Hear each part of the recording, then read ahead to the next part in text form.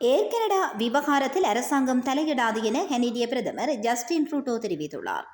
வேலைநிறுத்தம் அல்லது கதவடைப்பை தவிர்ப்பதற்கான ஒப்பந்தத்தை எட்ட வேண்டிய பொறுப்பு ஏர் கனடா மற்றும் விமானிகள் சங்கத்தின் மீது உள்ளதாக மத்திய அரசாங்கத்தின் மீது அல்ல என்றும் அவர் தெரிவித்துள்ளார்.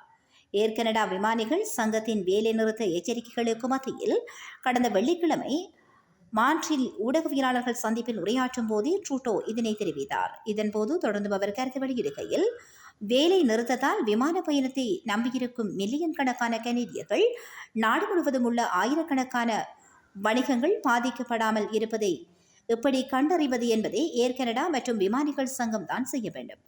ஏர் கனடா மற்றும் அவர்களின் விமானிகளை பிரதிநிதித்துவப்படுத்தும் தொழிற்சங்கம் பேச்சுவார்த்தையில் ஒரு ஒப்பந்தத்தை எட்டுவதற்கு கூட்டாட்சி அரசாங்கம் தொடர்ந்தும் அழுத்தம் கொடுத்து வருவதாகவும் ட்ரூடோ தெரிவித்தார்.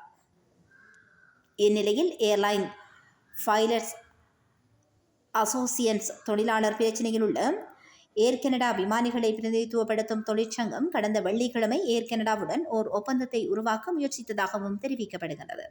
அதேவேளை இன்று ஞாயிற்றுக்கிழமைக்குள் தீர்வு எட்டப்படாவிட்டால் 5200 ஏர் கனடா விமானிகளை பிரதிநிதித்துவப்படுத்தும் ஏர்லைன் பைலட்ஸ் அசோசியேஷன் மணிநேர கதவடைப்பு அல்லது வேலைநிறுத்த அறிவிப்பை வெளியிடலாம் என்றும் தெரிவிக்கப்படுகிறது.